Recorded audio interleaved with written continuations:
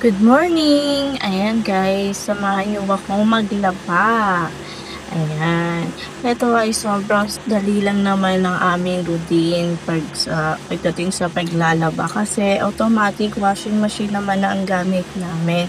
So hindi na kami mahihirapan pag salpak lang namin ang labahan namin.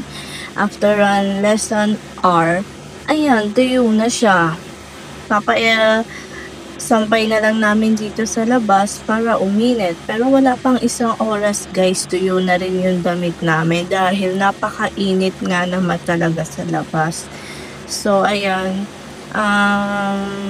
bago kami matulog or pagkagising namin, nilalabahan na rin naman namin agad tong mga damit namin kasi napakahirap kapag sabay-sabay na kami gumamit ng washing machine. So, mahirap na kasi lalo na marami kami tapos isa lang yung gamit namin, kailangan habang wala pang gumagamit, gamitin mo na.